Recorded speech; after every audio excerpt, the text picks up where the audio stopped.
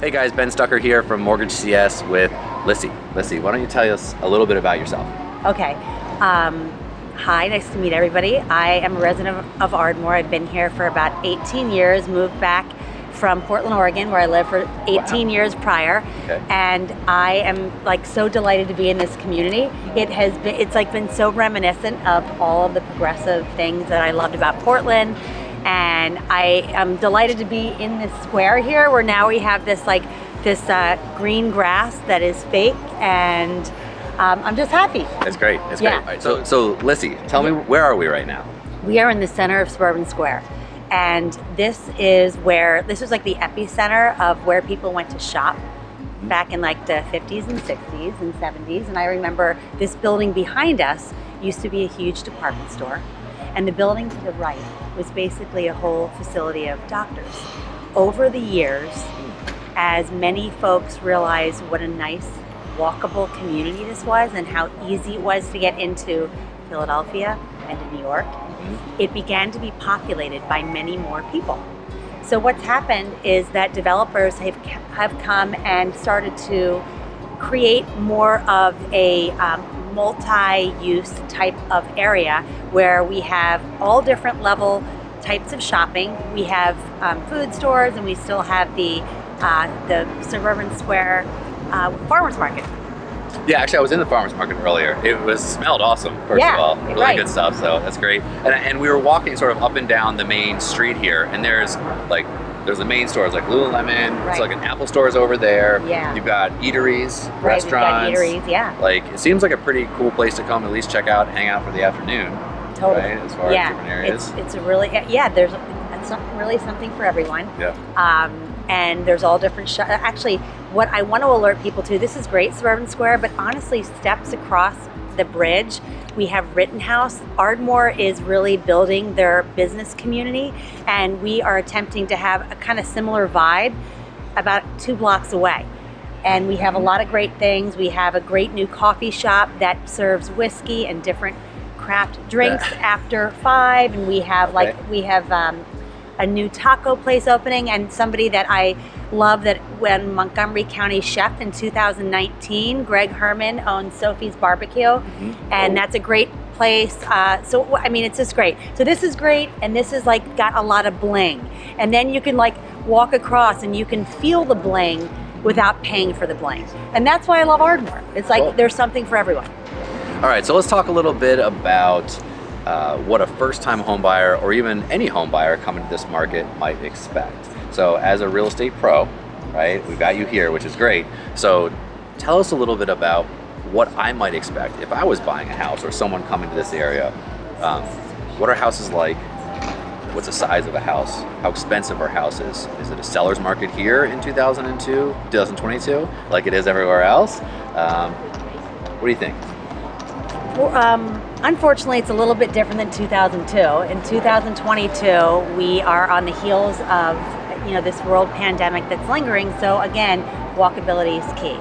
So as a first-time, second-time, third-time home buyer, there's something for everyone. Of course, first you want to align with a professional that has insider knowledge, and acknowledge that in Ardmore, there's nowhere that is not desirable. Beyond us really deeply caring and ingraining ourselves in all different levels of diversity, that comes with home buying and the economic diversity. So you can find, we have condos, we have townhomes, we have row homes, which is a home that is in between other homes. We have twin homes, which may have a wall external that is not connected, and we have single family homes. So we have price points from $130,000 all the way to probably $4 or $5 million. Wow. So where we are, across Montgomery Avenue, we have larger homes, more homes that might have, bigger plots of land. And I was mentioning earlier, a few steps over towards Delaware County. County line is the intersector of Montco and Delco. And there's homes for everybody. It's competitive, it's a seller's market, but if you, like anything in life, if you want something, be strategic, create a plan, and acknowledge that never was it important that a house looks a certain way, but that the bones are right. So when you're purchasing in a place like Ardmore, where you have such historic value and such inclusion that also includes the fact that people care about their homes and they maintain them well, you can't go wrong. I mean, this beyond me, I work all over the main line and Philadelphia. Ardmore is 100% the best. I have traveled all over the world and I have come back here. Well, that's great. So it sounds like there's certainly a fair share of history here, right? Right. So we have older homes, right, that have been probably kept up really nicely. You have maybe some older homes that are potentially even not fix and flip per se, but move in, need some love. Yeah, right. How about new construction in this area? So we have so much new construction. We've had a lot of established businesses up and down Montgomery and Lancaster that have not been blighted, but have not had the highest and best use. So again, developers have had an opportunity and they have tried to sew themselves into the fabric of the community by creating some of the condos are affordable, some of them have mixed use. So yes, we're going to see up and down Lancaster, up and down Montgomery, the influx of new construction. And they will be mostly in the form of condos or townhomes, not single family homes. Gotcha. And that might just be a zoning consideration. You can get more residences in the same space, right? That's it. Yeah, of course. Yeah. So that's a good sign actually for desirability when you think about it, right? Because if not a lot of people wanted to live here, then they would have sprawling homes with excess acreage. But great point. But people want to get here. I mean, looking around, we're seeing restaurants, clothing, no shortage of shopping here, right? So if you wanted to spend money and go shopping, this is probably a really good place to come. Right? And again, I want to mention, so this is just phenomenal. What's happening, we're having businesses that have come from Philadelphia or other areas, and they're popping up in all other parts of Ardmore. And what's happened is Ardmore has said, we love you and we want you here. And there's lines out the door for brand new businesses. That's great. Yeah. That's great. Well, thank you for the insights here. Really appreciate it. Sounds like a great community from housing. There's a lot of opportunities, right? So, all right. So thank you for the insights so far in the housing market. Great stuff there for anyone considering this area. Let's talk about something very important, transportation, right? Yeah. If I'm living here, or if anyone's living here and they're a professional, are they working in the area? Are they working in Philly, New York? What's the transportation scene like here, public transportation and otherwise? I'm thrilled that you asked that question. This community has done a lot of different transportation studies. Because of the density that's increasing, we need to make sure that this was around great public transportation. So right here, right on the other side of this Suburban Square here, we have the regional rail that goes all the way. It actually takes you, once you go in the city, you can go to New York. We have the high-speed line that does a transfer in 69th Street, and we have all kinds of buses. So our goal is really to have people utilize public transportation, and that also helps with the environment. So Ardmore has done many studies to help support that. So I'm glad you asked that. That's great. Because many people are moving here because they're aware of the flexibility in transportation styles. Mm-hmm. Yeah, we've seen some buses go, up and down. Certainly the buses are here, the trains are here. Right. That's great. So yeah, I would say I actually have a lot of clients that this has become a bedroom community. Oddly, not just for New York, but DC and parts of Chicago. As people remoted themselves more, or work became more remote, this became a better community to live in because of what you mentioned, the schools, the transportation, and Philadelphia is known to have the best restaurants, the best nightlife, and the more things to offer for families and individuals. That's great. That's great. Thank you. All right, so let's talk about real estate investors. Yeah, let's talk about them. They're around. I'm one of them. So you're one of them. So great. Them. So we're interviewing a real estate investor here, folks. I am. So let's talk about this area for real estate investors. What are the things about this area that a real estate investor may find attractive? All of the things that we mentioned would dovetail into what many, as an investor, we need to get a certain return on our investment. So if we're going to hold on to the property and we want to rent it, what we want to acknowledge is that location, that hasn't changed since that movie where Alec Baldwin was saying that. So that's all still the same. So as an investor, you need to spend more to get more. And that, again, in life, quality costs money. So you're not going to, you can't steal anything, you never could. If you are a developer looking to invest in a block or in a blighted property, you are absolutely going to need to know the people, because this is not a community that's just going to allow an outside investor to come in that doesn't understand our dynamics. And that's something that I think a lot of people don't know. If you're just somebody that wants to purchase a property and flip it, acknowledge that you are going to need to potentially put in more so that you have integrity of longevity in your finishes. This is not a community that will allow just a quick fix and flip. The buyers will see it because these are a more refined, discerned buyer. All right, so Lisie, tell us a little bit about the type of properties here, right? Give us a deep dive into the number of bedrooms, maybe the square footage, the type of properties. Focus a little bit on the actual homes themselves, what somebody might find when they look around here. So the homes themselves, what you would find is they're often like a townhome or a row home will be 3 to 4 bedrooms. If it doesn't have a third finished space, it'll have a basement and it will have a small yard and potentially a porch. The single family homes, again, can actually be equivalent in square footage, anywhere between like 1,200 and maybe 2,800. Wow. For a twin home or a single home, and they also can be 3 bedroom to maybe 5 bedroom. The Lower Merion School District, Montgomery County versus Delaware County, Haverford Township, there's a little bit of variance. Montgomery County has a little bit lower taxes. However, Delaware County has a little bit lower house prices. So it balances itself out.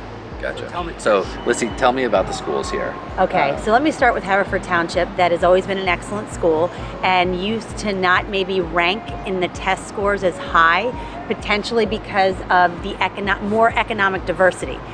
So what we have is we have some blue ribbon elementary schools like Chestnut Wall. There's 5 elementary schools in Haverford Township. Excuse me, approximately 5 in Lower Merion. And both school districts are excellent, and you would be happy to have your kids. So any of these schools in either of the counties, neither of the areas, are very community focused and very well-rounded in their education. You will find them teaching all parts of history. That's great. That's and great. That's really what we need. I actually noticed riding in here today, I think there's a new elementary school or middle school being built not far from here. Right. And I think I'd learned that there was maybe an old church or synagogue or something had been sort of repurposed into a new school. So certainly it's nice to see focus on education, which is so important in any community. So that's great. So Lisie, we're going to talk a little bit about you. Okay, great. How long have you been working in this area in particular? I have been working for 15 areas. 15 areas. 15 That's areas fantastic. and 15 years in this area as a realtor. Yes. That's great. That's great. So you've seen a lot of development.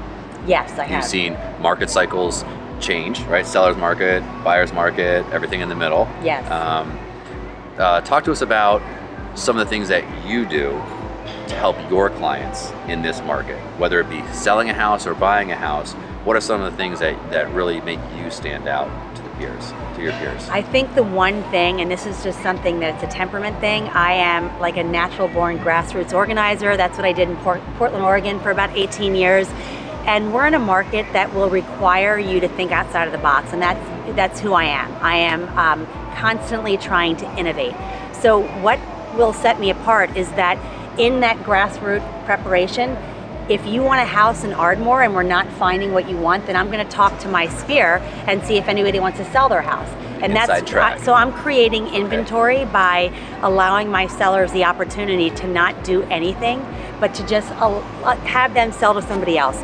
So I cannot stress enough, we are not in a market where you can do traditional things. And this is why I thrive and why I love it and why I've been doing this for so long.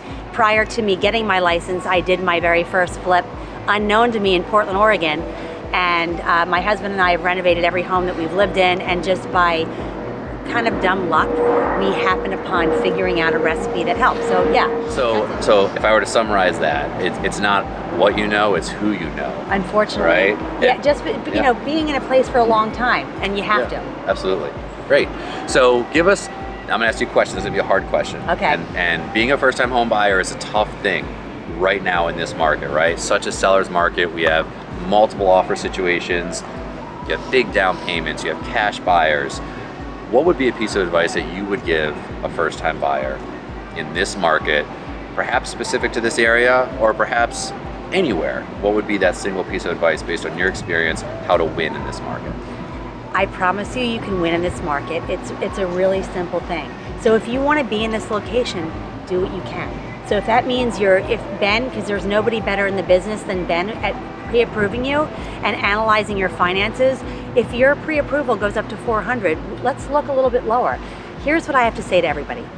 get into Ardmore at all costs. Find something that fits your needs, make a compromise, and then you will move yourself up. This will not be your last house as much as you might want to think it is. So my advice is, this is totally a buyer's market. If your mind is open to compromise. That's a great perspective. Yeah. And I think that would be a great message to send to the world right now, because there are buyers out there looking for the perfect house, when really, anyone that's owned a house, it's probably they're going to own another house, or they've owned a house before, right? So we change houses, right? It's what we do. Right. And then, can I just turn it on you for a minute? Yeah. Because here's what's helped my buyers. They've worked with lenders like yourself who have been able to get them a commitment. And so it's okay if your price point is, that commitment is gold. You don't need $100,000 down. That's basically you doing cash. So you need to be clear with your lender about what your financial abilities are, and then I will bridge the gap with you, but you must compromise. That's good. Well, thank you so much for your time. It's been awesome talking with you on this very chilly Ardmore day here. It is a lovely area, though. I can't wait to come back. Actually, the evening, I've seen lights hanging everywhere. It seems like a great environment to come around. I'm going to come back in the late spring or perhaps the summer, for maybe a Thursday or a Friday night. I'm sure this place will be bustling. So, Lisie, thank you so much for your time. Can I do a final shout out to a business that's going to be leaving? Please do. Okay, one shout out, Shop 65, that I thought was a clothing store for young people. This owner, Linda LaRosa, she's unbelievable. Okay. She's got a place in Doylestown. It is right around the corner, and she has the most innovative design. That's great. She's a fashionista. Okay, we'll check it out.